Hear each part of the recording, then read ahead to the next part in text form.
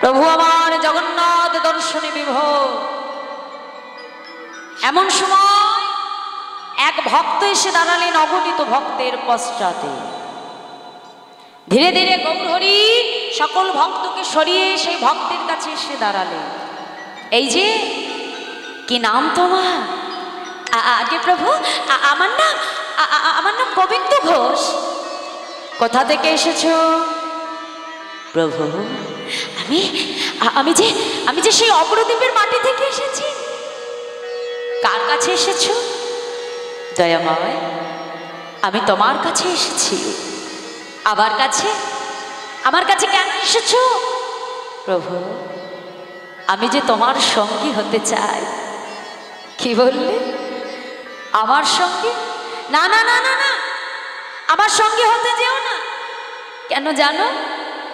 আমার সঙ্গী হতে গেলে তাকে যে অনেক দুঃখ কষ্ট সইতে হয়। তুমি তো পারবে না। যাও যাও, সময় থাকতে ঘরের ছেলে তাড়াতাড়ি ঘরে ফিরে যাও। যেই না বলেছে, গোবিন্দ ঘোষ ছুটে এসে গৌরহরির চরণটা জড়িয়ে ধরল। প্রভু, আজ আমার সর্বস্ব ছেড়ে আমি তোমার কাছে এসেছি, আর তুমি আমাকে চলে যেতে বলছো দয়াময়। যেই না বলেছে, সঙ্গে সঙ্গে গোবিন্দ ঘোষকে দেখবা মাত্রই গৌরহরির পূর্ব লীলার কথা মনে পড়ে গেল। আর যেই না পূর্ব লীলার কথা মনে পড়ে গেল, এই গোবিন্দ ঘোষ পূর্ব জন্মে কে ছিলেন বাবা? অষ্টসখীর এক সখী, যার নাম রঙ্গদেবী সখী। যেদিন গোবিন্দ মধুময় বৃন্দাবনে রাসলীলা করেছিলেন, এখন যত গোপী তত কৃষ্ণ। সবাই ভাবছে যে বধূ আমার, আর যেই না চিন্তা করলেন বধূ আমার, গোবিন্দ কি করলেন? সকল গোপিনীগণকে ছেড়ে রাধারানীকে নিয়ে অন্তর্ধান হয়ে গেল।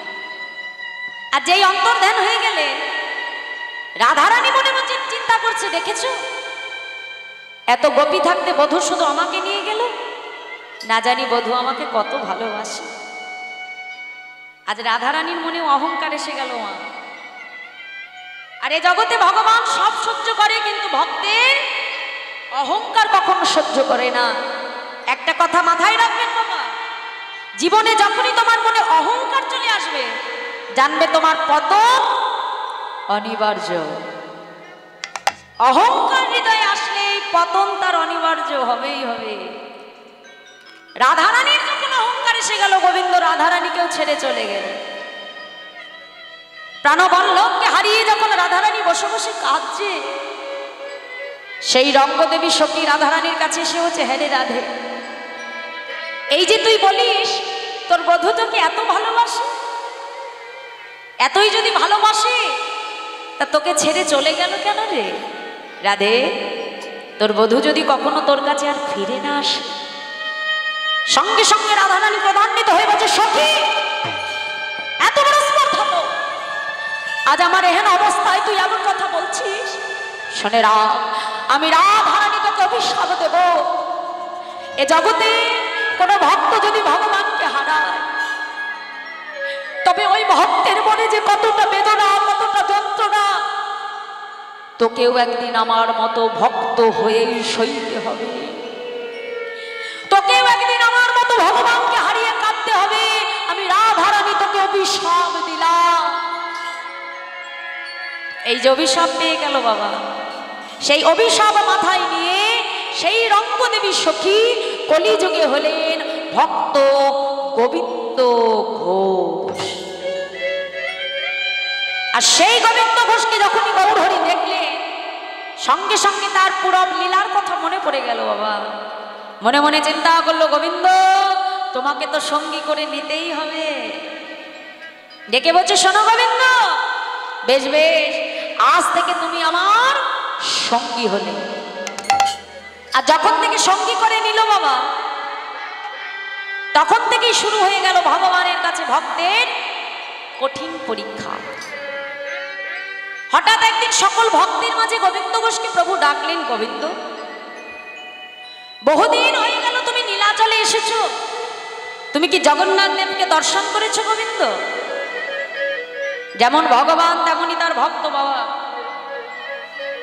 প্রভুকে ডেকে বলছে, দয়াময় তুমি কোন জগন্নাথের কথা বলছো গো? কেন গোবিন্দ? ওই মন্দিরে যে জগন্নাথ থাকে আমি সেই জগন্নাথের কথা বলছি।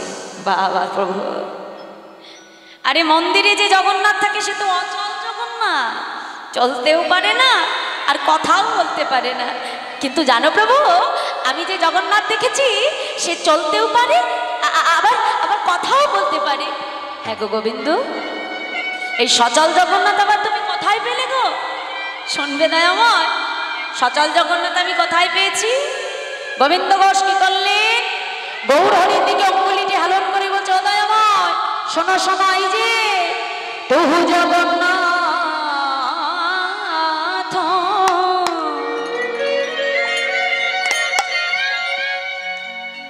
এই জগতে সে তহু জগন্নাথ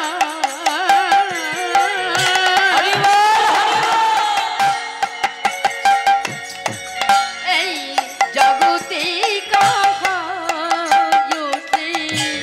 জগ বহি নহি বই ছো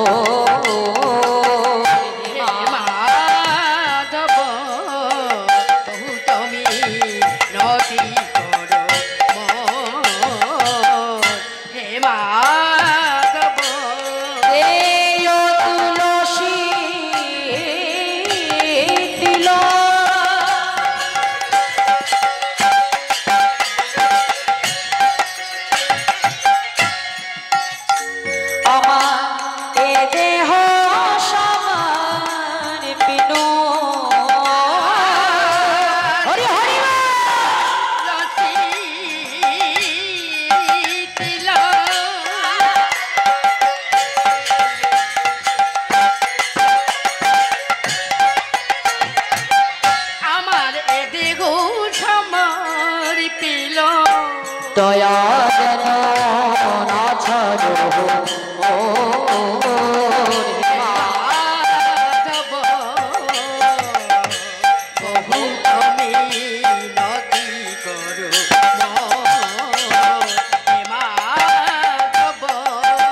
প্রভু চরণ ছাড়া করো প্রভু চরণ ছাড়া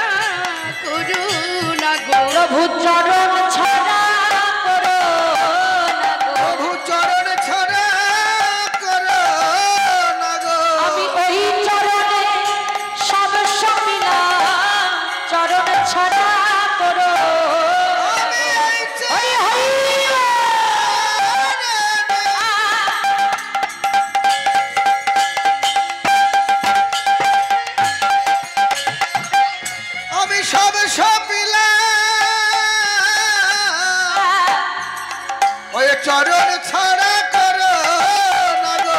আমার জাতি গুলো লজ্জা ধইরা ওই চরণে সব আমার জাতি গুলো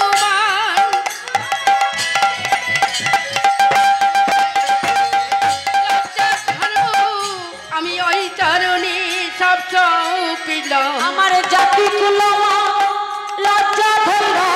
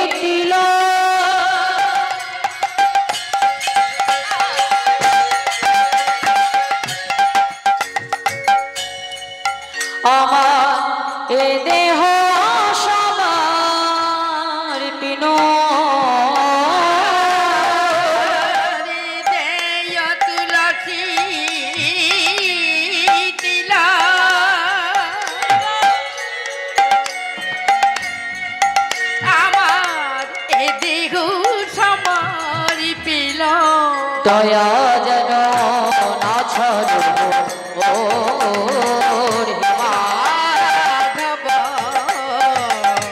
বহুত মিনতি করি মাধব। প্রভুর চরণ ধরে বলছে দয়াময় এ জগতে যেই কৃষ্ণ সেই জগন্নাথ সেই হলো শ্রীকৃষ্ণ চৈতন্য মহাপ্রভু। গোবিন্দ ঘোষের কথা শুনে আমার গৌর হরি মৃদু মৃদু হাসছে। ভক্তের কাছে হেরে গেলে, হ্যাঁ ভগবান বললেন তুমি জগন্নাথ দেখেছো, আর ভক্ত বলছে প্রভু তুমিই তো জগন্নাথ, তাহলে আমি তোমায় ছেড়ে ওই অচল জগন্নাথ কেন দেখতে যাব প্রভু?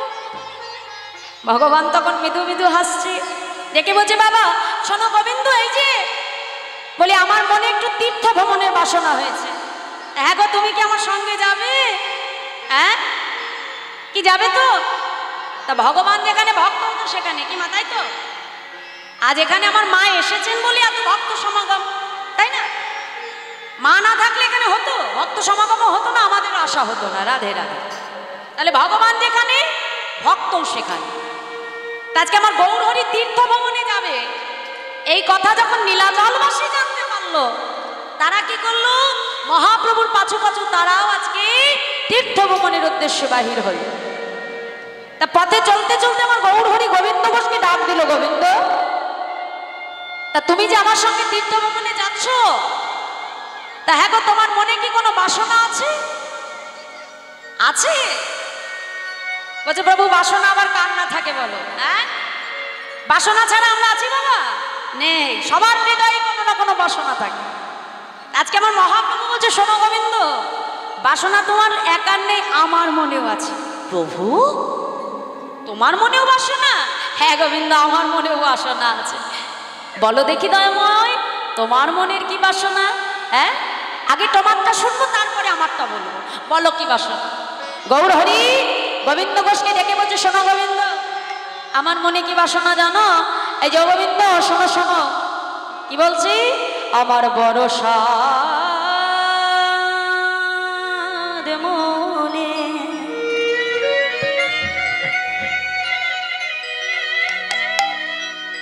আমি যাব বৃন্দাবনে। এই যে গোবিন্দ বৃন্দাবনে যে কি করব জানো? মুখে বলবো রাধা না হরি হরি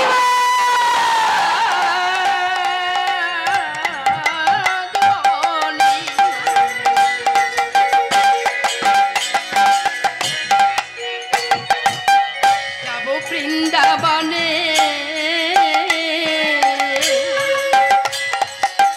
মুখে বলবো রাধা নাম। ব্রজবাসীর দ্বারে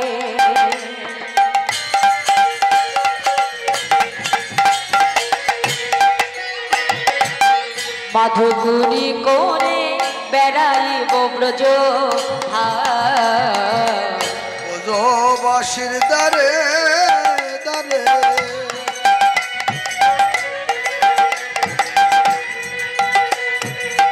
মাধুগুরি করে বেড়াইব ব্রজ ধাম। দেখুন মাইরা, ভগবান যা কিছু করে তার পেছনে কোনো না কোনো কারণ থাকে না। আজকে যিনি স্বয়ং ভগবান তিনি আজকে আমাদের জীবকে শিক্ষা দেবে বলে কি বলছে যে বৃন্দাবনে যে আমাদেরকে দুটি কাজ প্রধানত করতেই হবে। এক, ব্রজবাসীর দ্বারে দ্বারে মাধুপুরী ভিক্ষা করতে হবে। বৃন্দাবনে যে যদি দাঁড়ে দাঁড়ে মাধুপুরী ভিক্ষা না করো মা, তাহলে কিন্তু তোমার ব্রজে যাওয়া সফল হবে না। বৃন্দাবনে যেতে হলে ভক্তের দাঁড়ে দাঁড়ে মাধুপুরী ভিক্ষা করতে হবে, যতই পকেটে পয়সা নিয়ে যাও না কেন। ভিক্ষা না করলে তোমার বৃন্দাবনে যাওয়ার কোনো লাভ না। তাই আজকে আমার মহাপ্রভু কি বলছে, হ্যাঁ গোবিন্দ ঘোষকে ডেকে বলছে শোনো গোবিন্দ, এই যে ব্রজবাসীর দ্বারে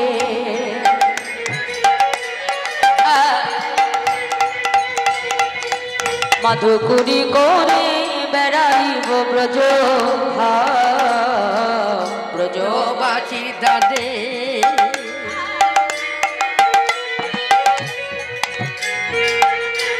গুরি করি বেড়াই ব্রজ ধাম মুখে রাধে রাধে রাধে বলবো। মুখে রাধে রাধে আমি রাধে বলবো। কি বললো? তাহলে ব্রজবাসীর দাঁড়ে দাঁড়ে ভিক্ষা করতে হবে আর বদনে রাধা রাধা নাম গাইতে হবে, হ্যাঁ, তবেই ব্রজে যাওয়া সার্থক হবে। তাই গোবিন্দ ঘোষকে ডেকে বলছে, এই যে গোবিন্দ শোনো, আমি কি করব জানো? মুখে রাধে রাধে রাধে বলবো, রাধে রাধে রাধে বলবো আর মাধুরী মেঘে খাবো, বলি শোনো শোনো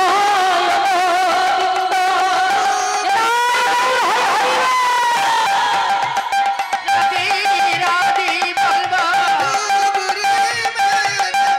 বলি শোনো শোনো মেঘে খাবো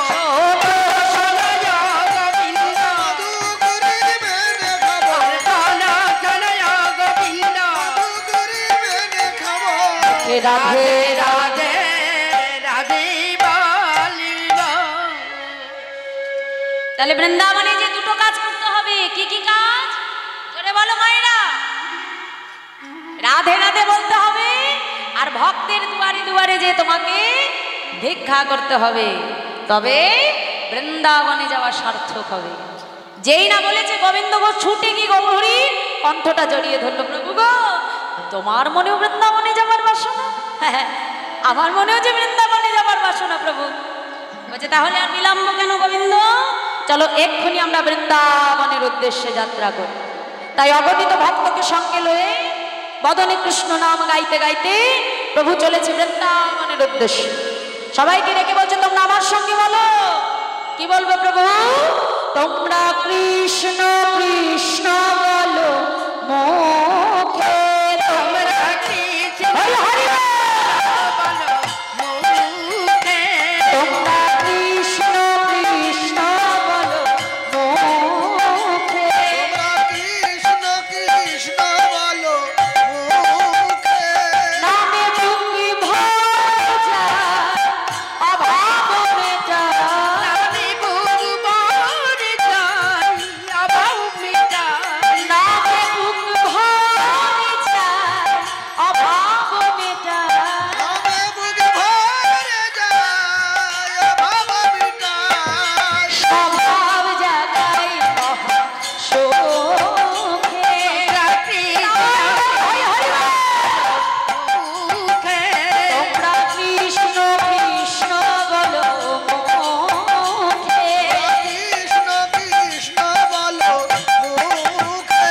হরি বল হরি বল হরি বল হরি বল। হরি বল হরি বল হরি বল হরি বল হরি বল হরি বল হরি বল হরি বল। বাহুরে হরি বল হরি বল তোমরা কৃষ্ণ কৃষ্ণ বলো মুখে, তোমরা কৃষ্ণ কৃষ্ণ বলো মুখে, তোমরা কৃষ্ণ কৃষ্ণ বলো মুখে তোমরা কৃষ্ণ কৃষ্ণ বলো মুখে। কৃষ্ণ কৃষ্ণ বলো মুখে। তাহলে আজকে বদনে গাইতে গাইতে কৃষ্ণ নাম প্রভু আসলেন কোথায়? পূর্বস্থলী। আর যেই না পূর্বস্থলীতে প্রভু আসলে গোবিন্দ ঘোষকে ডেকে বলছে যাও গোবিন্দ এখানে সকল ভক্তের সেবার আয়োজন করো। আজ আমরা কোথাও আর যাব না। এখন গৌরহরি এসেছে জেনে যত নীলাচলবাসী ছিল, যত পূর্বস্থলীবাসী ছিল বাবা, যার যতটুকু সামর্থ্য কিছু না কিছু গৌর সেবার জন্য নিয়ে আসছে। যারা মায়েরা শাস্ত্রে বলছে ভাগবতী অনুসারে, এটা আমার কথা নয়, ভাগবতের কথা, 4টি জায়গায় জীবকে কখনো খালি হাতে আসতে নাই। এক, গুরুদেবের আশ্রমের শিষ্যকে কখনো খালি হাতে যেতে নাই বাবা, কারণ যিনি গুরু তিনি গোবিন্দ। তাই সেখানে যখন যেতে হয় কিছু না কিছু হাতে করেই সেবার জন্য নিয়ে যেতে হয়। দ্বিতীয় হলো হরিবাসরে ভাগবতী আসরে হরিকথা শ্রবণান্তে শ্রবণ দক্ষিণা দিতে হয় না। যেমন বাড়িতে যখন আমরা পুজো করাই, ব্রাহ্মণকে পুজোর শেষে দক্ষিণা দিই। কেন দিই? দক্ষিণা না দিলে পূজার কোনো ফল পাওয়া যায় না। তেমন হরিনাম শুনলে, ভাগবত কথা শ্রবণ করলে আস্বাদন অন্তে শ্রবণ দক্ষিণা দিতে হয়, নাহলে হরিনাম শ্রবণে ফল পাওয়া যায় না। তৃতীয় হলো কোনো বন্ধুর বাড়িতে কোনো বন্ধুকে কখনো খালি হাতে যেতে না। আর চতুর্থ জায়গাটি হলো শ্বশুর বাড়িতে জামাইকে কখনো খালি হাতে যেতে নাই, তবে জামাইয়ের মান থাকে না।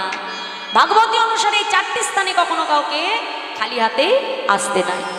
তাই আজকে মহাপ্রভু এসেছে জেনে যত পূর্বস্থলীবাসী ছিল বাবা কিছু না কিছু গৌর গোবিন্দ সেবার জন্য নিয়ে আসছে। আর যা কিছু আনলো তাই দিয়ে গোবিন্দ ঘোষ রন্ধন করে আমার গৌর হরিকে সেবা দিলে, এবং সেবা অন্তে অগণিত ভক্ত প্রসাদ পেল। আর যেই না প্রসাদ পাওয়া হয়ে গেল, গৌর হরি আজকে কি করলো বাবা, গোবিন্দ ঘোষের কাছে এসে প্রভু হাতটা বাড়িয়ে দিয়েছে। গোবিন্দ, এবার আমাকে দাও। কি দেব প্রভু? এ কি গো, সেবার অন্তে কি লাগে তাও জানো না? মুখশুদ্ধি গো, মুখশুদ্ধি। ও প্রভু, বেশ বেশ, তুমি একটু অপেক্ষা করো, আমি এক্ষুনি যাব আর আসবো। এই বলে 5 ক্রোশ পথ দূরে গোবিন্দ ঘোষ মুখশুদ্ধি ভিক্ষা করতে গেল আমার মহাপ্রভুর জন্য বাবা। আর মুখশুদ্ধি ভিক্ষা করে 2টো হরিতকে গোবিন্দ ঘোষ পেল। হরিতকে নিয়ে যখন ফিরে আসছে, এই যে 5 ক্রোশ পথ আবার 5 ক্রোশ পথ আবার ফিরে আসা, তা 5-এ 5-এ কত হয় মা? 10 ক্রোশ, তাই না? তাহলে 10 ক্রোশ পথ কিন্তু কম পথ নয়। তো গোবিন্দ ঘোষ আস্তে আস্তে খুব ক্লান্ত হয়ে পড়ল। তো কি করছে, একটা গাছের নিচে বসে বিশ্রাম করছে। এমন সময় তার মাথায় চিন্তা এলো যে আজ তো আমি 2টো হরিতকি ভিক্ষায় পেয়েছি, তা 2টো হরিতকি প্রভুকে দিয়ে কাজ নেই। একটা প্রভুকে দেব আর একটা আমি আমার কাছে রেখে দেব। না জানি কাল আবার কোথায় যে বলবে গোবিন্দ আমাকে হরিতকি দাও, তখন কোথায় পাবো? হ্যাঁ, প্রভু তো আর জানতে পারছে না যে আমি কি দিয়ে কি করব। বুদ্ধি করে একটা হরিতকি নিজের কাছে বেঁধে রাখলো, আর আরেকটা হরিতকি হাতে নিয়ে ছুটতে ছুটতে গোবিন্দ ঘোষ আসছে। গৌর হরি, গৌর হরি, এই নাও, এই নাও ধরো প্রভু। যেই না হরিতকি দিল, মহাপ্রভু কোনো কথা বললেন না বাবা।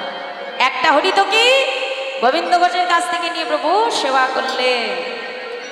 সেবা করে গোবিন্দ ঘোষকে ডেকে বলল, গোবিন্দ চলো, আর বিলম্ব নয়, পুনরায় আমরা তীর্থ ভ্রমণের উদ্দেশ্যে যাত্রা করব।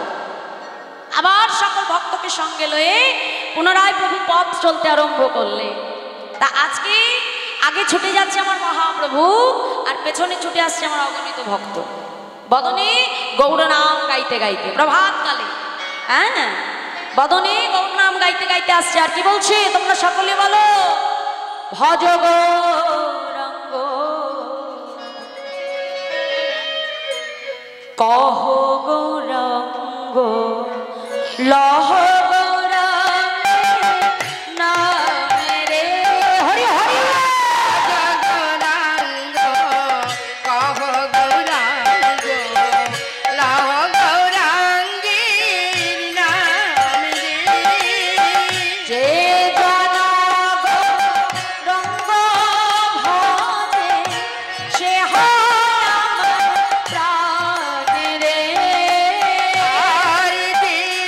জনগ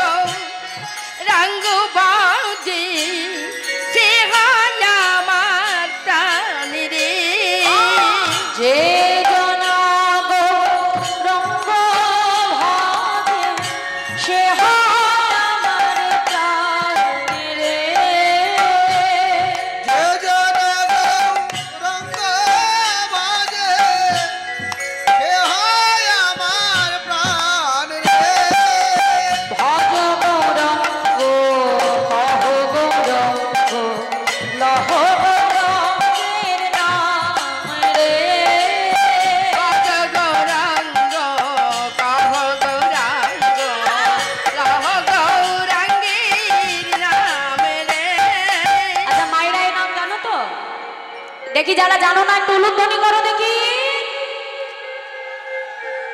বেশ বেশ। আচ্ছা বাবা আমি কি বললাম?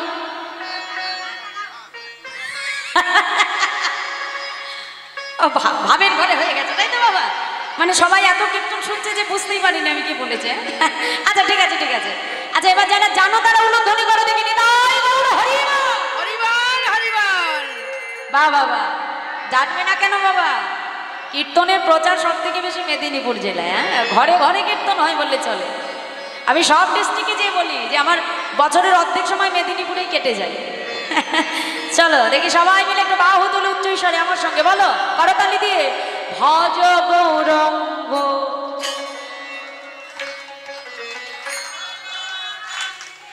বাহ,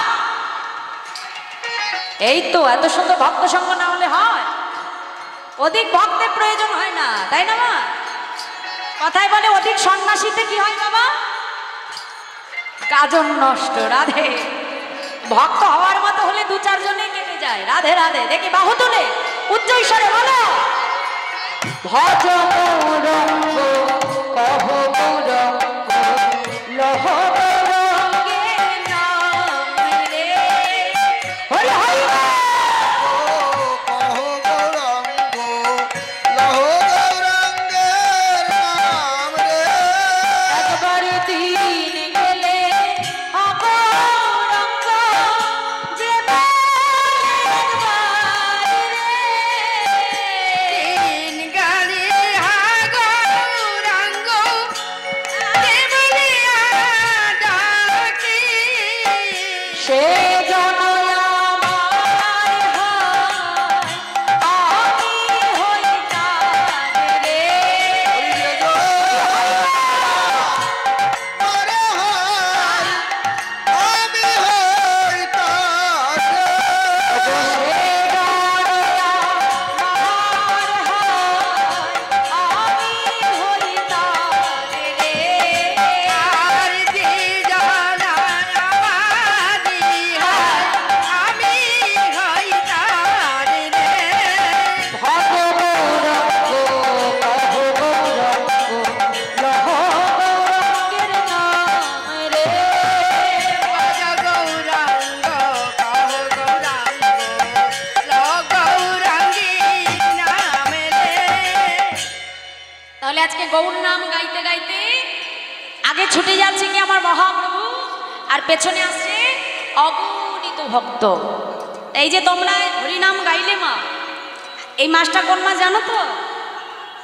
দামোদর মাস। বাহ, কারা কারা ব্রত রেখেছো দেখি?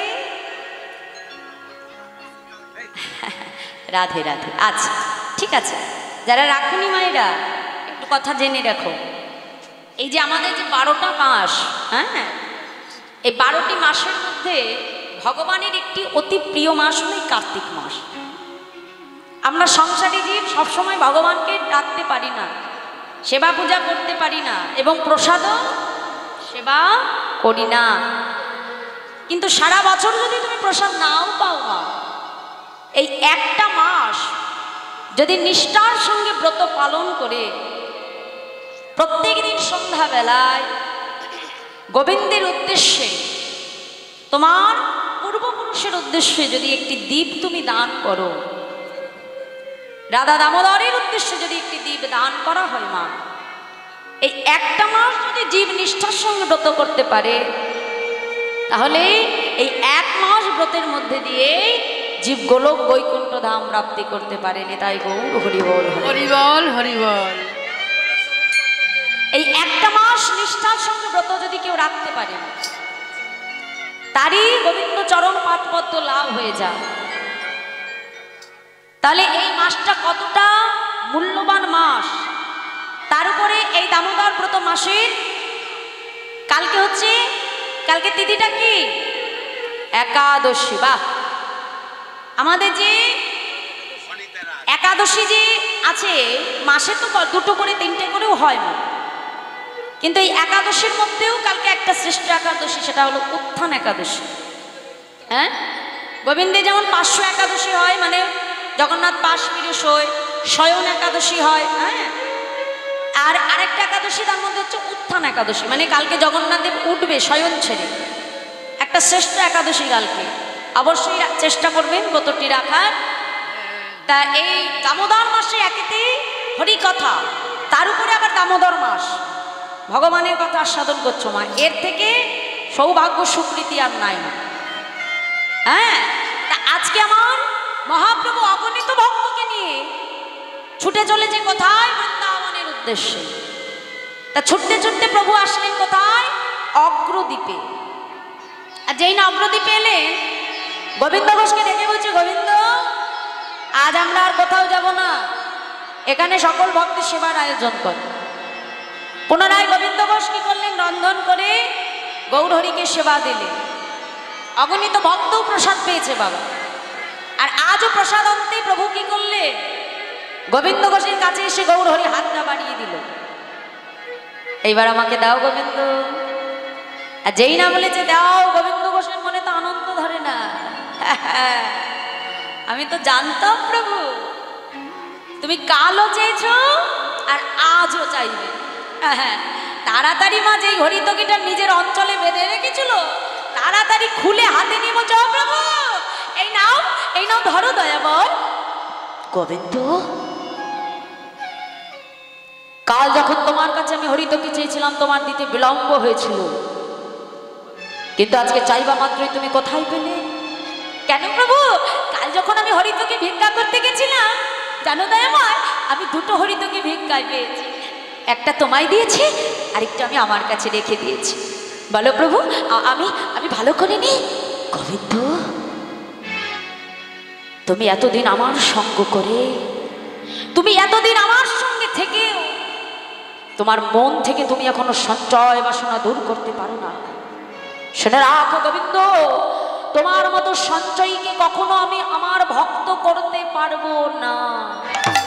চলে যাও, চলে যাও বলছে গোবিন্দ, এক্ষুনি আমার চোখের সামনে থেকে চলে যাও।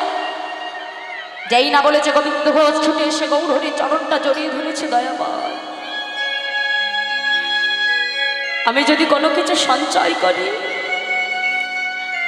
আমি তো আমার নিজের সুখের জন্য করিনি প্রভু, আমি তো তোমার সেবার জন্য করেছি দয়াময়। প্রভু এতে যদি আমার অপরাধ হয়, এতে যদি আমার পাপ হয়, তুমি আমাকে মারো, আমাকে তুমি সাজা দাও দয়াময়, কিন্তু আমাকে তুমি চলে যেতে বলো না প্রভু, আমাকে তুমি চলে যেতে বলো না। গোবিন্দ ঘোষের কোনো কথাই গৌরহরি শুনলেন না বাবা। অগণিত ভক্তকে নিয়ে যখন আমার প্রভু পুনরায় যাত্রা করলে, গোবিন্দ ঘোষ পেছন থেকে ডেকে বলছে, দয়াল হরি। প্রভু তুমি চলে যাচ্ছ, যাও, চলে যাচ্ছ, যাও। আমিও তোমাকে বলে রাখি, আসতে বাইরে কথা হচ্ছে, একটু থামুন বাবা, সেই প্রথম থেকে তো গল্পই করে যাচ্ছে, এ পেছনে একটু থামান তো। যেটা গৌরহরি ডেকে বলছে, প্রভু আমি যদি প্রকৃত তোমাকে ভালোবেসে থাকি, আমি যদি মনে প্রাণে তোমাকে ডাকার মতো ডেকে থাকি, তবে তুমি শুনে রাখো দয়াময়, এক পক্ষ কালের মধ্যে তোমাকে আমার কাছে আসতেই হবে, এক পক্ষ কালের মধ্যে তোমাকে আমার কাছে ফিরে আসতেই হবে প্রভু। যতদূর গৌরহরিকে দেখা যায়, এক দৃষ্টে গোবিন্দ ঘোষ চেয়ে আছে, আর অগ্রদ্বীপের ধুলায় গৌরহরিকে দর্শন করে গোবিন্দ ঘোষ গড়াগড়ে যায়, নয়ন জলে বক্ষ ভাসিয়ে কাঁদে আর বলে, প্রভু দয়াময় এ জগতে সবাই বলে তুমি নাকি পতিত পাবন।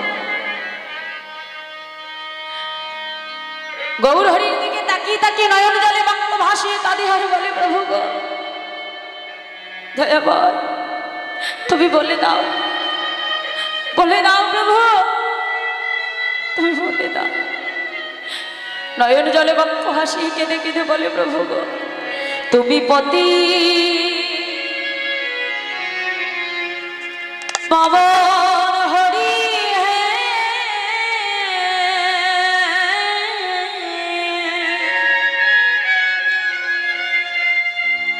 তুমি যেও না চলে,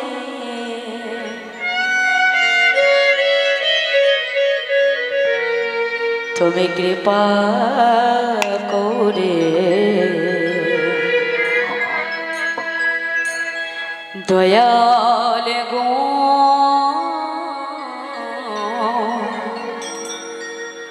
রাখো চরণে।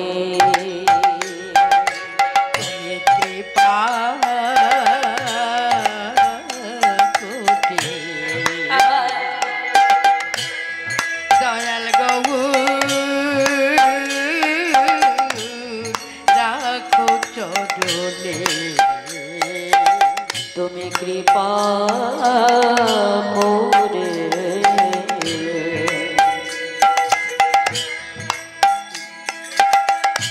দয়াল গো রাখো চরণে। তুমি কৃপা করে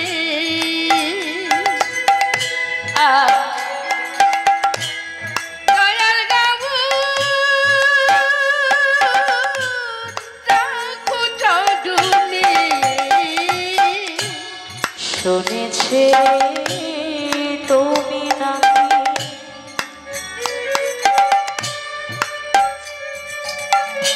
দয়াল শিরোমণি, শুনেছি তুমি নাকি হরি বল, হরি বল। দয়াল শিরোমণি। শুনেছে তুমি নাকি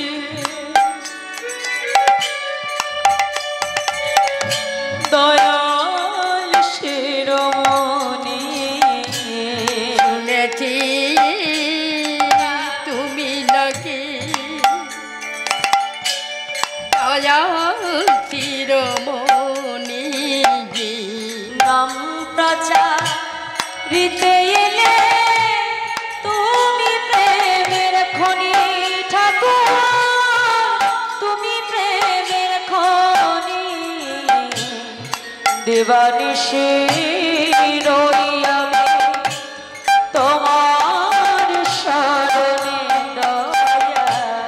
দিবানিশি রই আমি তোমার শরণে দয়া।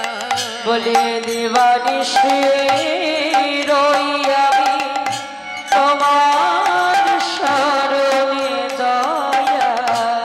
দিবানিশি রই আমি তোমার শরণে দয়া। তুমি কৃপা করে দয়াল গো রাখো চরণে। তুমি কৃপা করে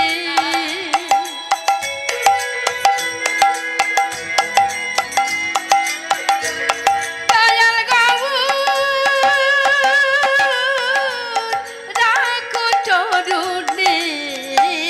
তুমি কৃপা করে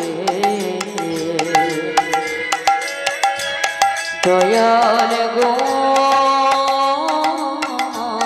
রাখো চরণে।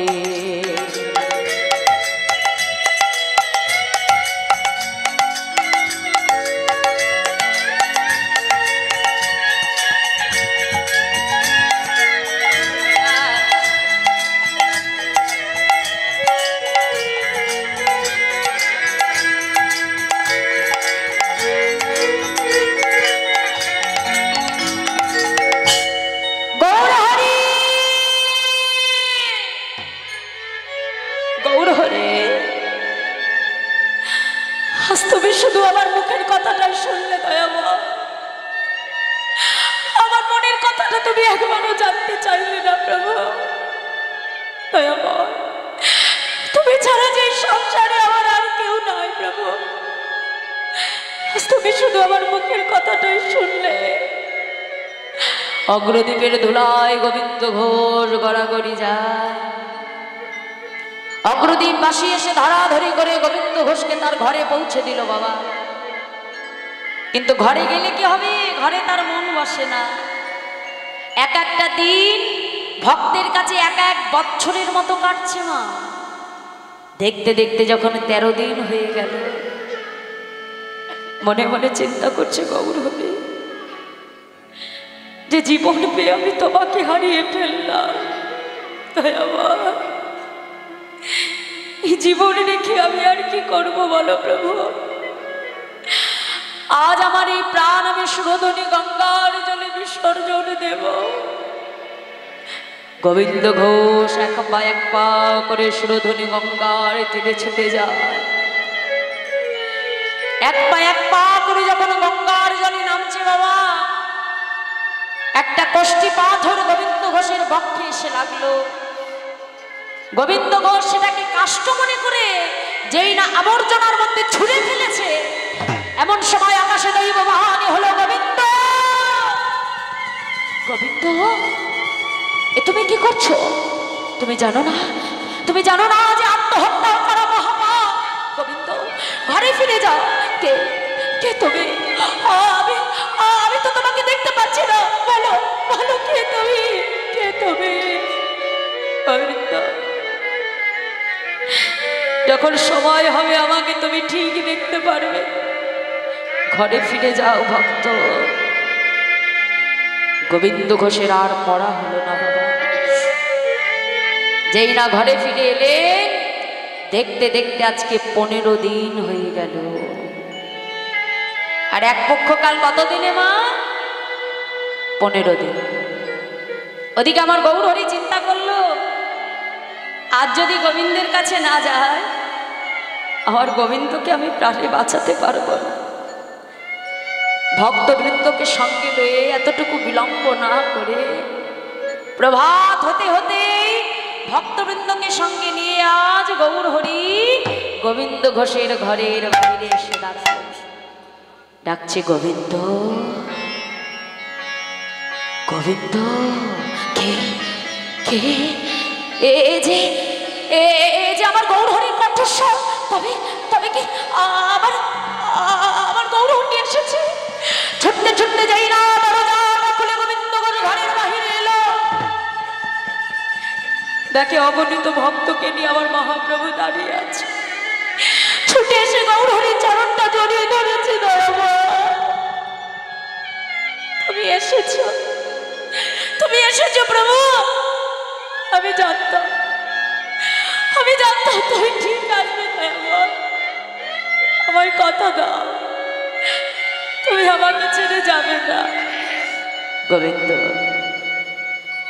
ভগবান কি কখনো ভক্তকে ছেড়ে থাকতে পারে? আমি কি তোমায় ছেড়ে থাকতে পারি গোবিন্দ? হ্যাঁ গো, আমি যে তোমার কাছে আসবো, এই আগমন বার্তাটা কি তুমি আগেই পেয়েছো? না তো প্রভু। কেন গোবিন্দ? তুমি কি সুরধনী গঙ্গায় গিয়েছিলে নিজের প্রাণ বিসর্জন করবে বলে? যেই না বলেছে গোবিন্দ চমকে উঠলে। ছুটতে ছুটতে আজকে সুরধনী গঙ্গার তীরে এসে আবর্জনার মধ্যে খুঁজে খুঁজে দেখলো মা, যেটা কাষ্ট মনে করে ছুঁড়ে মেরেছিল সেটা কাষ্ট নয়, একটা কষ্টি পাথর। বুকের মধ্যে জড়িয়ে ধরে ছুটতে ছুটতে আসছে দয়াময়। দয়াময় প্রভু, এই কি তোমার আগমন বার্তা? গোবিন্দ, এটাই তো আমার আগমন বার্তা। জানতে চাইলে না কষ্টি পাথর দিয়ে আমি কি করব? কি করবে প্রভু? এই কষ্টি পাথর দিয়ে আমি তোমার ঘরে একটি গোপীনাথ বিগ্রহ তৈরি করব। আর শুনে রাখো গোবিন্দ, তোমার দ্বারাই অগ্রদ্বীপের মাটিতে আমার গোপীনাথের সেবা প্রচার হবে। আজ থেকে অগ্রদ্বীপবাসীর দাঁড়িয়ে দাঁড়িয়ে ভিক্ষা করে যা কিছু পাবে, দিনে 4 বার রন্ধন করে গোপীনাথকে সেবা দেবে। আর শুনে রাখো গোবিন্দ, একা একা সংসারে মন বসবে না, তাই যত তাড়াতাড়ি পারো সুকন্যা দেখে তুমি বিবাহ করো। আর আজ থেকে তুমি আমায় ভুলে যাও। আর যেই না বলেছে আমায় ভুলে যাও, গোবিন্দ ঘোষ সঙ্গে সঙ্গে ছুটে গিয়ে গৌর হরির হাতটা ধরে টানতে টানতে একটা ঘরের মধ্যে ঢুকিয়ে বাবা বাহির থেকে শিকলটাকে তুলে দিল। প্রভু,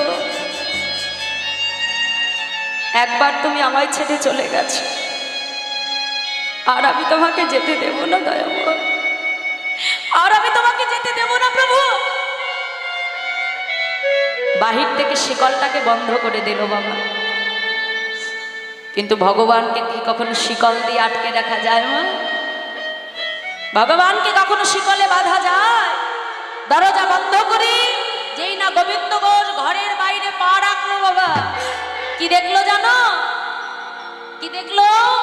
দেখে ঘরে গোড়া বাইরে গোড়া, ঘরে গোরা বাইরে গোরা, দেখে ঘরে গোড়া বাইরে গোড়া। দেখে ঘরে ঘরে বাইরে গোরা।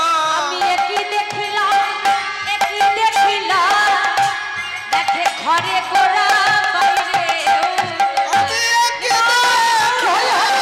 কি দেখিলাম ঘরে ঘরে বাইরে গোরা।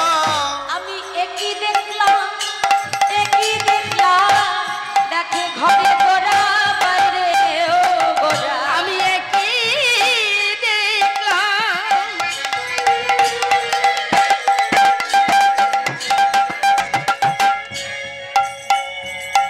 বাইরে দেখলাম,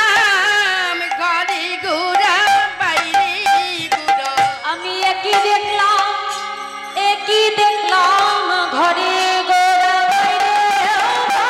আমি একই দেখলাম, একই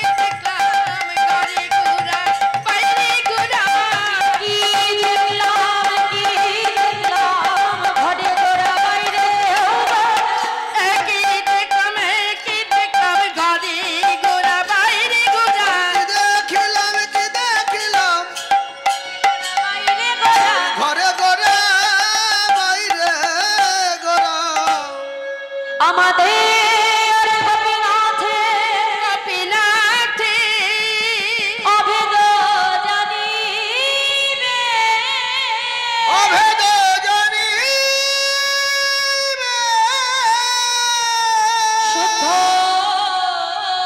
ভক্তিতে গোপীনাথে সেবা যে করিবে। আমাতে আর গোপীনাথের একই অঙ্গ হয়। অঙ্গ হয় গোপীনাথ সেবা দিলে আমি জেনে পাইব নাও।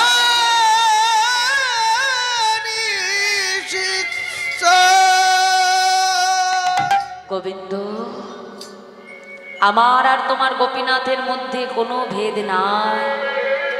তোমার গোপীনাথ যে, আমি গৌর হরিও সে। শুনে রাখো, আজ থেকে তোমার গোপীনাথকে যা সেবা দেবে তুমি জানবে সেই সেবা আমি গ্রহণ করব। এই বলে আমার গৌর হরি চলে গেলেন। কিছুদিন যেতে না যেতে গোবিন্দ ঘোষ বিবাহ করলেন। স্ত্রীর নাম হলো মাধবী। আর যেদিন থেকে বাবা মাধবী ঘরে এলো সেদিন থেকে ভগবানের সেবা হতে লাগলো দিনে 3 বার। আগে ভগবানের সেবা হতো দিনে 4 বার। স্ত্রী ঘরে আসতে না আসতে একবার কমে হয়ে গেল দিনে 3 বার। রঙ্গ রসিকতা করতে করতে সময় বয়ে যায়।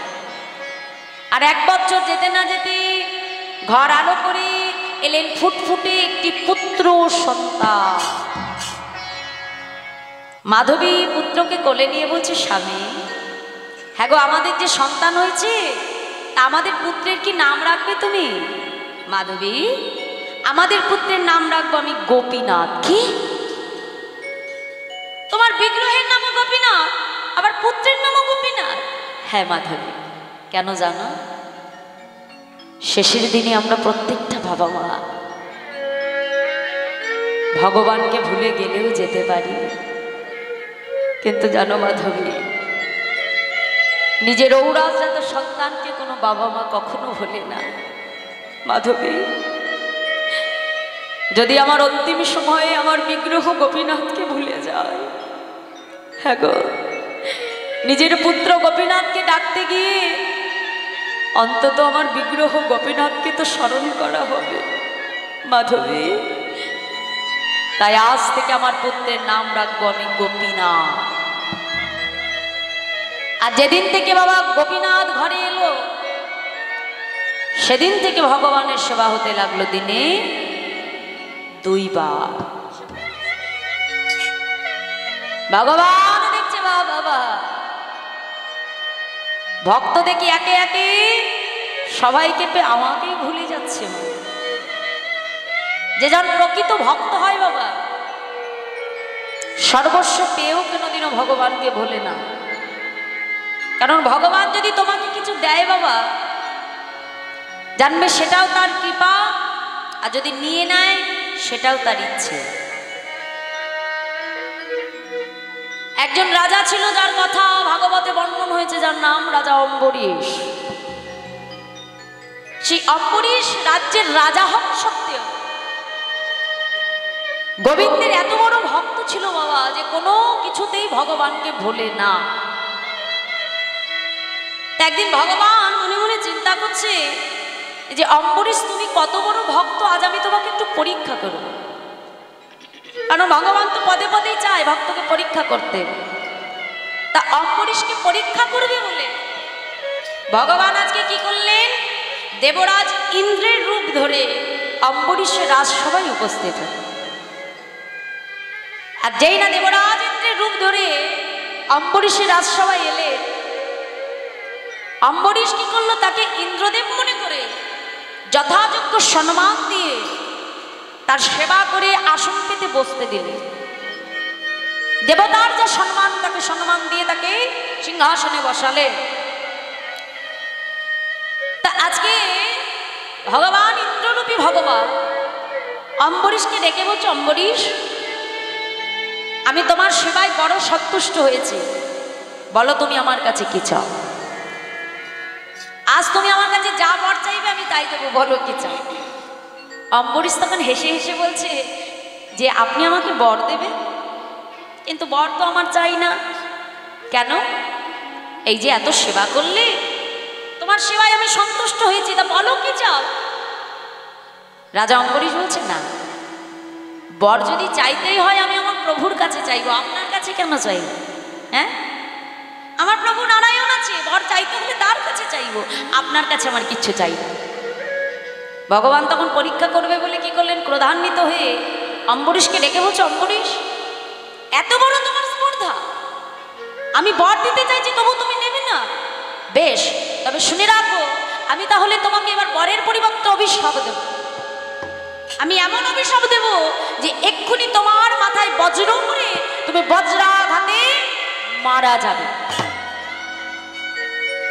মরার কথা শুনেও অম্বরীশ এতটুকু বিচলিত হলো না বাবা, বলছে এটা আমার সৌভাগ্য।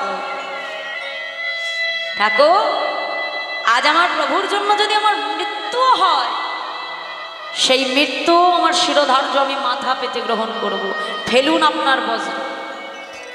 দেখেছো বাবা ভক্তি কাকে বলে? বলছে ফেলুন আপনার বজ্র, আমি মাথা পেতে নেব। এই বলে যেই না অম্বরীশ মাথাটা পেতে দিল, এমন সময় কি হলো, আকাশ থেকে পুষ্প বৃষ্টি হয়ে অম্বরীশের মাথায় ঝরে পড়ল।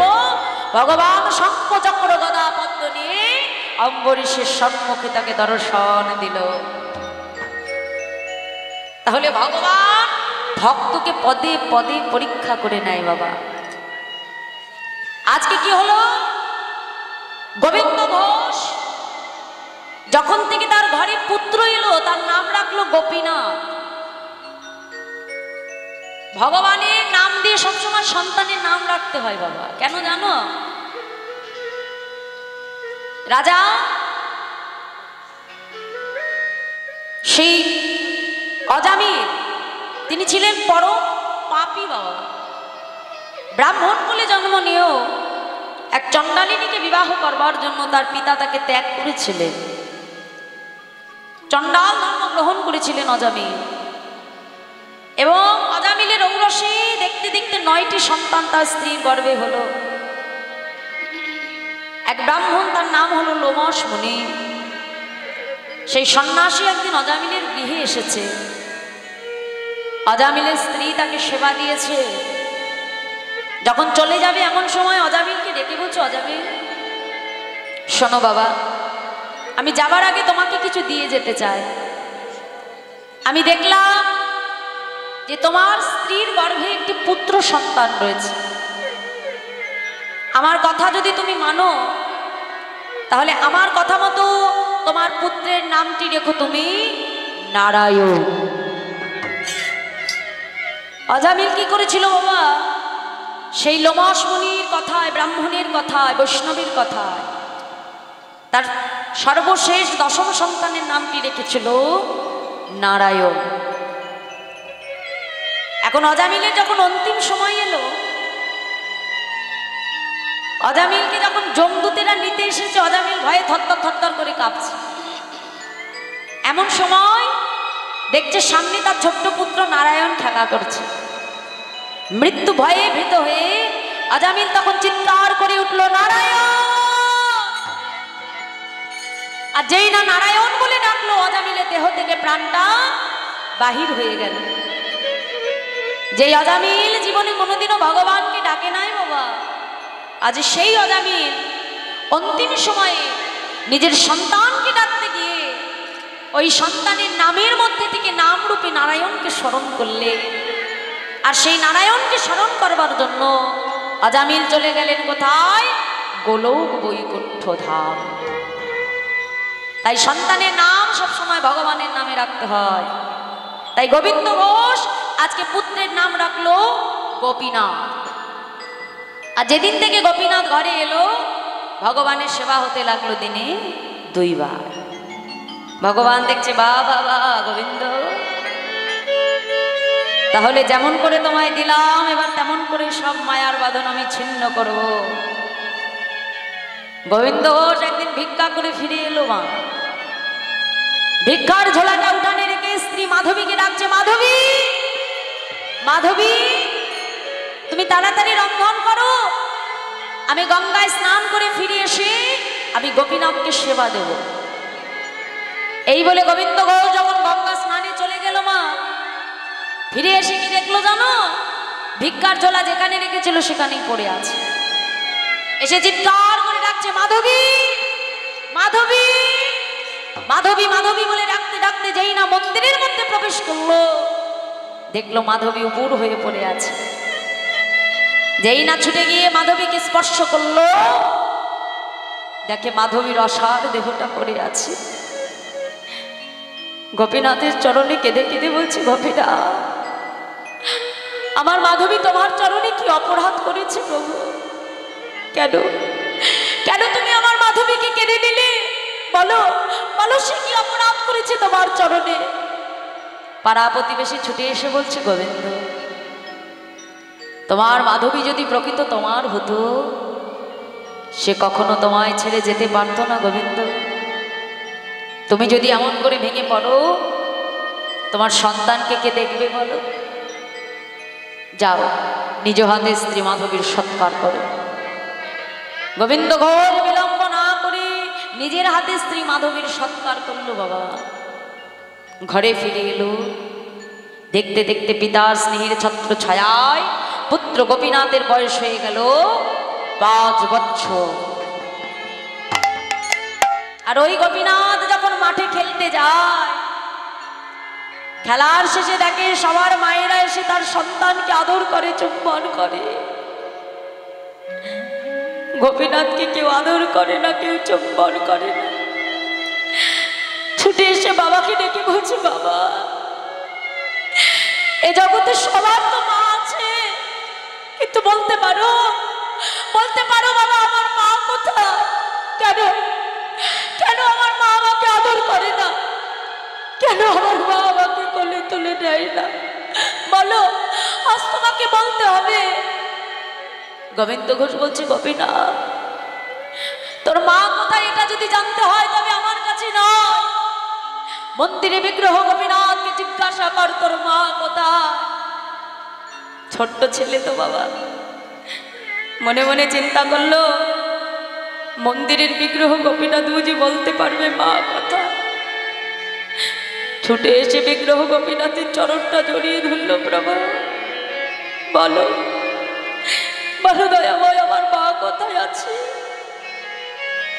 নয়ন জলে ভাসিয়ে কাঁদে আর বলে, প্রভু গো বলো দয়াময় আমার মা কোথায়? ভেসে ভেসে নয়ন জলে কাঁদে আর বলে, বলে দা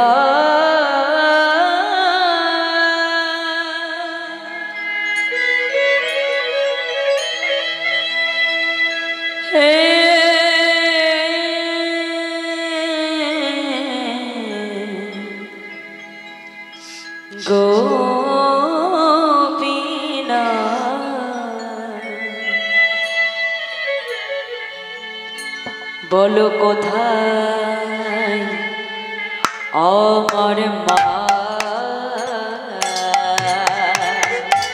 এটা হরি হরি বলে দা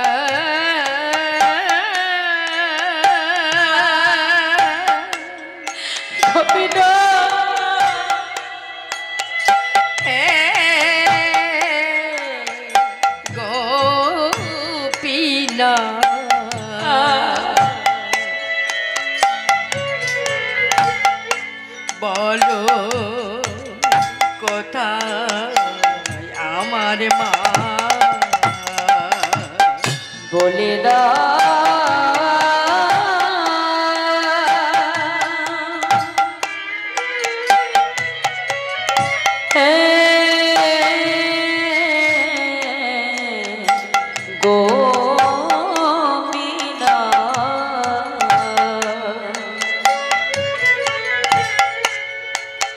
বলো কোথায় আমার মা?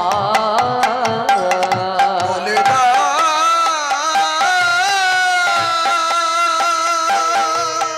হরি বল হরি বল। হে গোপীনাথ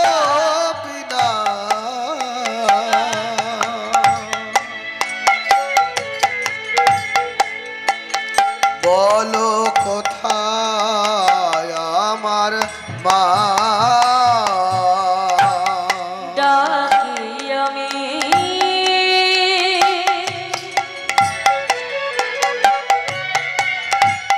মামা বলে, মাঝে আমার নেই না কোলে। ডাকি আমি মামা বলে, হরি বল হরি বল। মাঝে আমার নেই না কোলে। আজ হারিয়ে গেছে গোপীনাথ।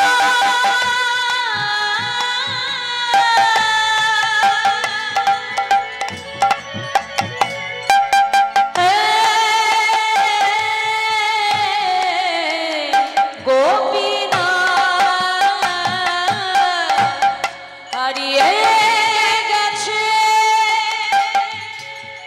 মাঝে আমার, আমি খুঁজে পেলাম না। বলো কোথায় আমার মা? এবার বলে দা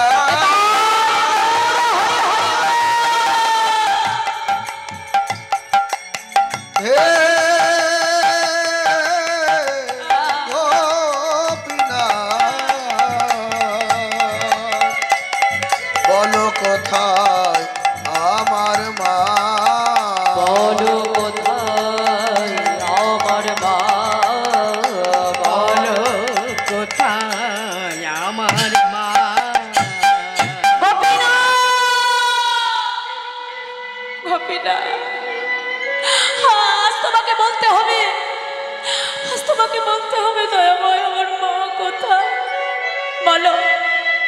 বলো আমি তোমার চরণে কি অপরাধ করেছিলাম?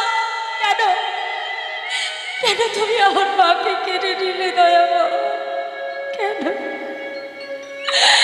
কেন আমার মা আমাকে আদর করে না? কেন আমার মা আমাকে কোলে তুলে নেয় না?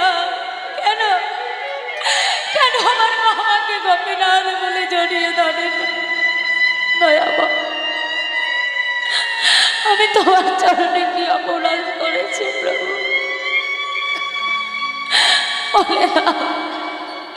বলে দাও দয়াময়, বলে দাও। গোবিন্দ ঘোষ সইতে না পেরে ছুটে এসেছে গোপীনাথ। গোপীনাথ, কে বলেছে তোর মা নেই?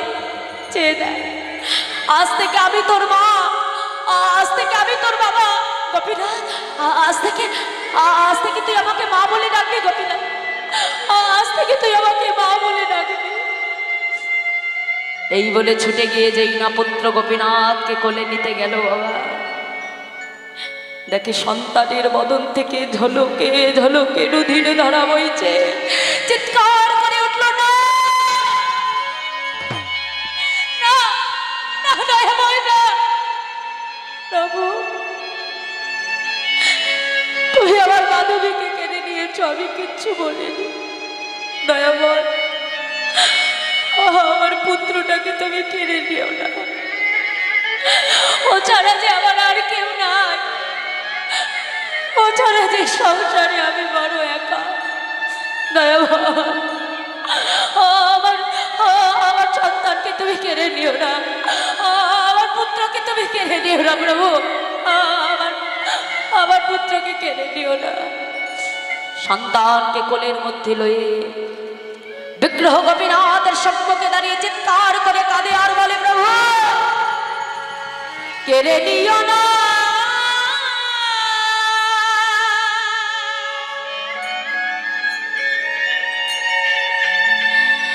প্রভু গো,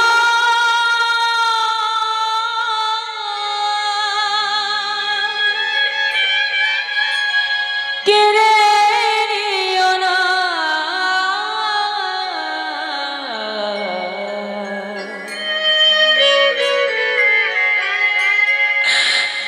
তুমি যে ব্যথা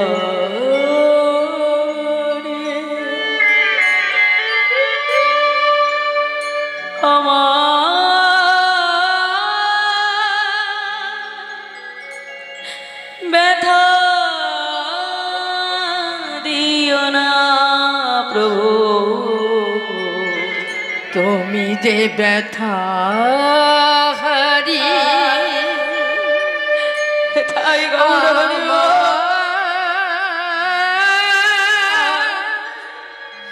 ব্যথা দিও না।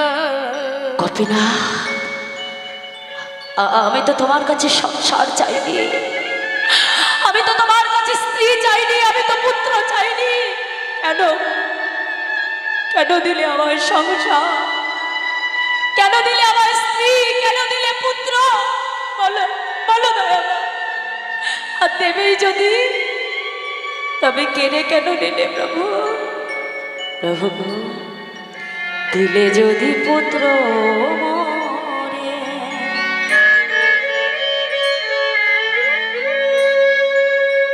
তবে কেড়ে কেন নিতে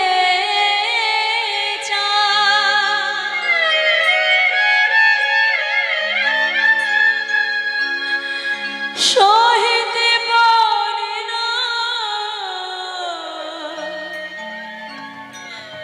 প্রভু গো।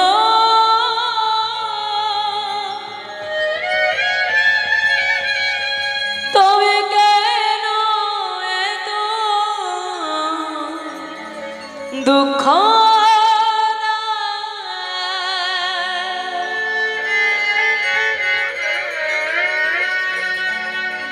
এ বিষম বেদনা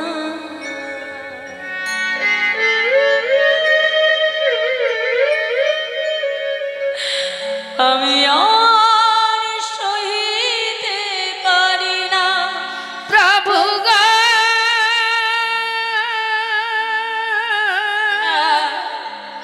আমি সহিতে পারি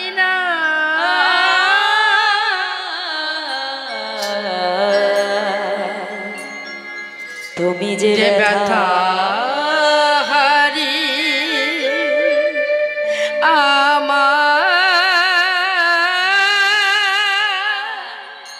ব্যথা দিও না। গোপীনা, ও ও ও গোপীনা, একবার একবার আমার দিকে তাকা, তাকা না, তাকা না গোপীনা, একবার একবার আমাকে, একবার আমাকে বাবা বলে না, না গোপীনা, না, না, ওই না, তুমি কি করলে প্রভু? আজ তুমি আমার পুত্রকেও কেড়ে নিলে দয়াবান। বেশ, তুমিও শুনে রাখো প্রভু, আমিও দেখতে চাই তুমি আর কত আমার চোখের জল সইতে পারো। আমিও দেখতে চাই তুমি আর কত আমায় কাঁদাতে পারো। শুনে রাখো গোপীনা, আজ থেকে এই গোবিন্দ ঘোষ আর তোমার সেবা পূজা করবে না। না না না গোপীনা, আজ থেকে যেমন তুমি অনাহারে থাকবে, আজ থেকে তোমার ভক্ত গোবিন্দ ঘোষ অনাহারেই থাকবে। আমিও তো দেখি কত তুমি আমার চোখের জল সইতে পারো। আমিও তো দেখতে চাই তুমি কত আমাকে কাঁদাতে পারো দয়াবান। আমিও তো দেখতে চাই কত তুমি কঠিন পরীক্ষা নিতে পারো। দেখতে দেখতে একদিন, দুদিন, 3 দিন হয়ে গেল বাবা, নিজেও কিছু সেবা করে না, ভগবানকেও সেবা দেয় না। নিজের হাতে পুত্রকে সমাধিস্থ করলে ভগবান মনে মনে চিন্তা করে, আমাকে তো কোনো না কোনো ভক্ত সেবা দেয়, কিন্তু আমার গোবিন্দ যদি অনাহারে থাকে, ও যে না খেয়ে মরে যাবে। ভগবান আজ কি করলো জানো মা? ভক্তের কষ্ট দেখে আর সইতে পারে না। আর ওদিকে গোবিন্দ ঘোষ পুত্রকে হারিয়ে গোপীনাথ গোপীনাথ বলে কাঁদে। গোবিন্দ চরণে কেঁদে কেঁদে প্রভুর কাছে নিজের মনের কথা বলে, দয়াময় বলে দাও ভগবান,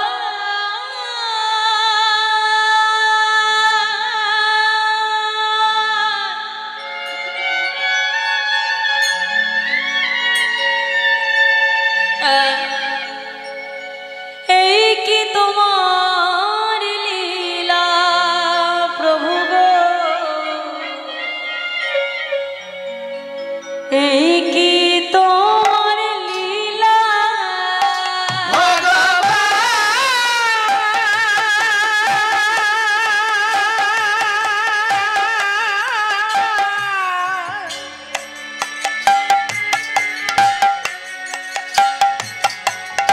এই কি তোমার লীলা প্রভু, এই কি তোমার লীলা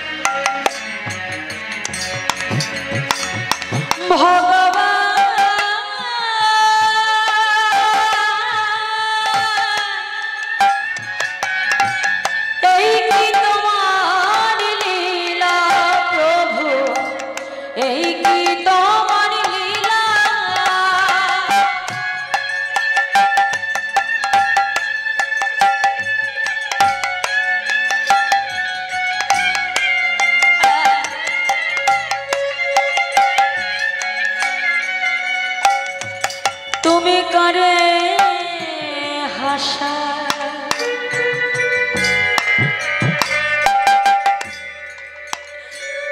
আমার করে কাঁদা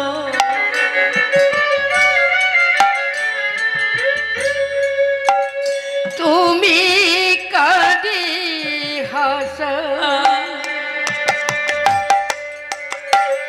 কারে কাদা তুমি করে হাসা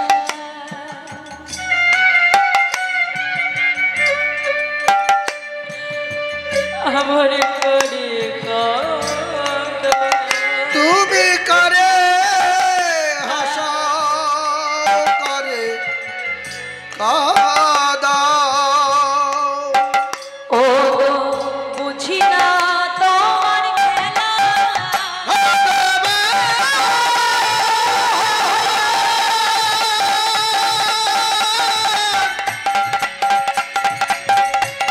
এই কি তোমার লীলা প্রভু গো, এই কি তোমার লীলা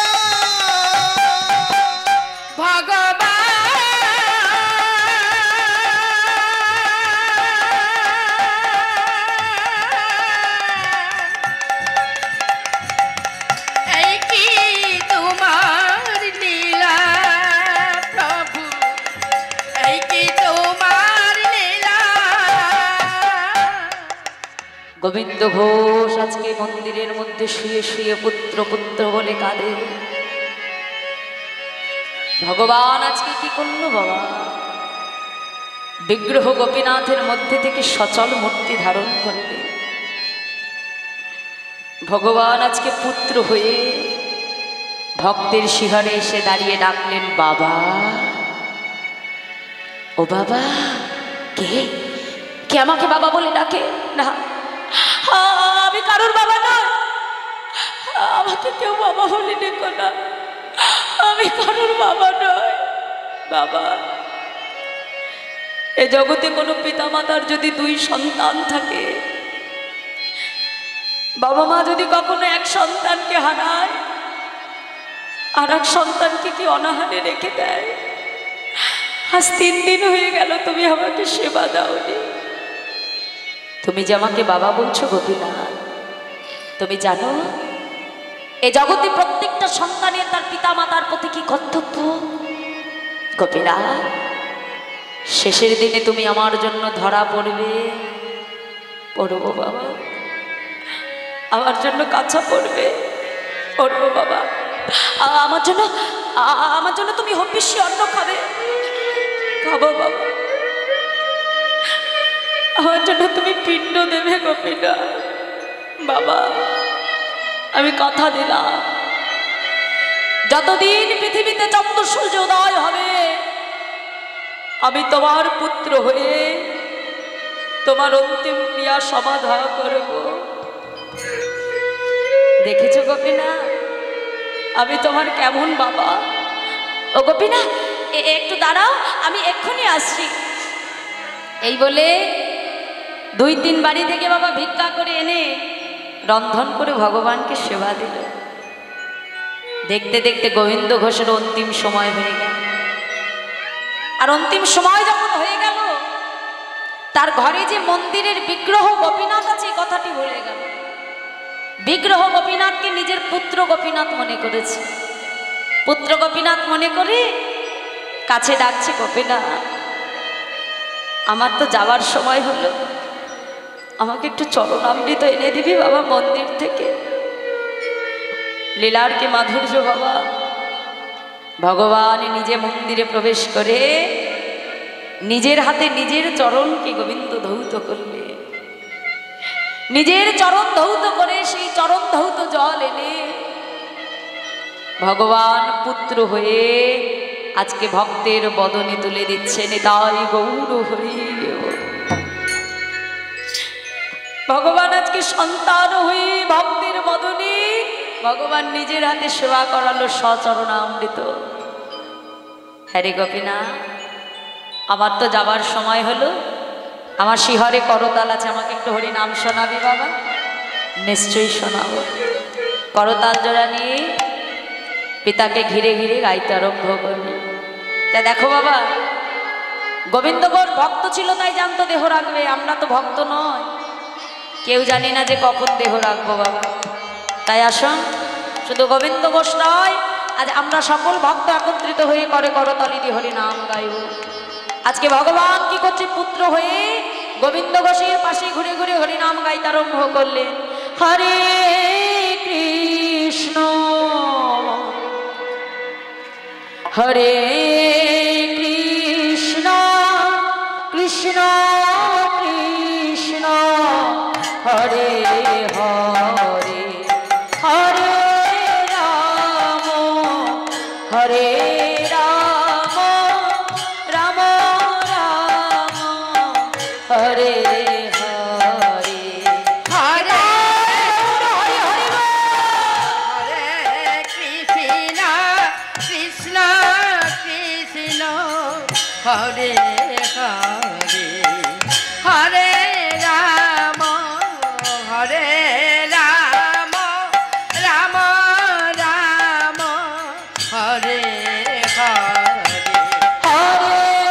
হরে হরে কৃষ্ণ কৃষ্ণ কৃষ্ণ হরে হরে হরে রাম রাম রাম হরে হরে হরে কৃষ্ণ কৃষ্ণ কৃষ্ণ হরে হরে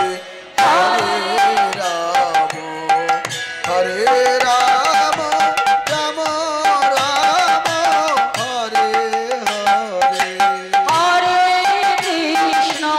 হরে কৃষ্ণ কৃষ্ণ কৃষ্ণ হরে হরে হরে রাম রাম রাম হরে হরে। হরিনাম শ্রবণ করতে করতে গোবিন্দ ঘোষ দেহ রাখলে। আর যেই না গোবিন্দ ঘোষ দেহ রাখলে, ভগবান সেই ছোট্ট পুত্র হয়ে অগ্রদ্বীপবাসীর দাঁড়ে দাঁড়ে সবাইকে সংবাদ দিল। অগ্রদ্বীপবাসী এসে ধরাধরি করে গোবিন্দ ঘোষের অন্তিম ক্রিয়াকর্ম করল। আর ওদিকে বাবা মন্দিরের পুজো তো আর বন্ধ থাকে না। দ্বিতীয় একজন পূজারী মন্দিরে এলেন। গোপীনাথ মন্দির থেকে স্বপ্নাদেশ করছে, পূজারী মন্দিরে প্রবেশ করো, আমার রাজবেশ খুলে দাও, আমাকে কাছা পরিয়ে দাও। কেন ঠাকুর? পূজারী আমার পিতা যে দেহ রেখেছে। পূজারী শোনো, আজ থেকে 1 মাস পর মধুকৃষ্ণ ত্রয়োদশী তিথিতে সকল অগ্রদ্বীপবাসীকে তুমি সংবাদ দিও, সেই দিন আমি নিজে দাঁড়িয়ে থেকে আমার পিতার জন্য আমি পিণ্ড দান করব। আর আজ থেকে 1 মাস দিনে একবার রন্ধন করে হব্বিষ্যি অন্ন আমায় তুমি সেবা দেবে। ঠিক সন্তান বাবা মা মারা গেলে যেমন কর্তব্য ক্রিয়াকর্ম করে, বাবা গোপীনাথ 1 মাস ভক্তের জন্য সমস্ত কর্ম করলে। আর 1 মাস পর মধুকৃষ্ণ ত্রয়োদশী তিথিতে মন্দিরের বিগ্রহ গোপীনাথকে ধরা কাছা খুলে দিয়ে শুদ্ধ বাসন করিয়ে পিতার শ্রাদ্ধ বাসনে আনা হয়। ভক্তের জন্য ভগবান পিণ্ড হাতে নিয়ে দাঁড়িয়ে আছে। অগণিত ভক্ত তারা ছুটে আসছে অগ্রদ্বীপের মাটিতে গোপীনাথকে দর্শন করবে। কেউ কেউ মনে করছে বাবা যে ভগবান হয়ে পাথরের বিগ্রহ হয়ে সে কি কখনো পিণ্ড দিতে পারে? এই যে সংশয় বাবা, যাদের মনে বিশ্বাস ছিল না তারা গোপীনাথকে দেখতে এসে কিন্তু গোপীনাথের দর্শন পেল না। আবার যারা ভক্ত, ভক্তির নয়ন দিয়ে ভক্ত মন নিয়ে যারা বলছে প্রভু তোমার কত লীলা দয়াময়, ভক্তির জন্য তুমি আজকে পিণ্ড দান করবে প্রভু। ভক্তির নয়ন দিয়ে যারা ভগবানকে দেখতে এলো বাবা, দেখে গোপীনাথ পিণ্ড করে নয়ে দাঁড়িয়ে আছে। পিণ্ড করে লয়ে গোপীনাথ দাঁড়িয়েছে আর তার দু নয়ন হতে অশ্রু বয়ে পড়ছে বাবা। শুধু সেই দিন নয়, আজও অগ্রদ্বীপের মাটিতে গোবিন্দ ঘোষের জন্য এমনভাবেই আমার ভগবান পিণ্ড দিয়ে যাচ্ছে। আর যতদিন পৃথিবীতে চন্দ্র সূর্য উঠবে, যতদিন এই আকাশে চন্দ্র সূর্য উঠবে বাবা, ততদিনই ভগবান ভক্তের জন্য এমনভাবে পিণ্ড দিয়ে যাবে। কারণ ভগবান ভক্ত বাঞ্ছা কল্পতরু, ভক্ত ভগবানের কাছে যা চায় ভগবান যুগে যুগে মনোবাঞ্ছা পূরণ করে। তাই গোবিন্দ ঘোষের মনের শেষ ইচ্ছে ছিল ভগবান যেন তার সন্তান হয়ে, তার পুত্র হয়ে যেন তার পিণ্ড দান করে। আর আজও আমার গোবিন্দ, সেই গোবিন্দ ঘোষের জন্য আজও আমার গোপীনাথ অগ্রদ্বীপের মাটিতে ভক্তের জন্য ভগবান এমনভাবে লীলা করছেন। তাই গৌর হরি বল হরি বল। তাহলে বোঝা গেল তো মাইরা যে ভগবান কত পরীক্ষা করে ভক্তকে। তাহলে ভগবানের প্রতি বিশ্বাস আর ধৈর্য হারালে হবে না। যতই দুঃখ যতই কষ্ট দিক না কেন এটাই বলতে হবে, প্রভু দুঃখ কষ্ট যতই দাও শুধু সইবার মতো ক্ষমতা দিও প্রভু, আর কিচ্ছু চাই না। আর যদি এই ভক্ত ভগবানের চরণে বিশ্বাস আর ভক্তি রেখে এগিয়ে যেতে পারে বাবা, ঠিক গোবিন্দ ঘোষের মতোই একদিন না একদিন ভগবান তাকে কৃপা করবেন। তাই গৌর হরি বল।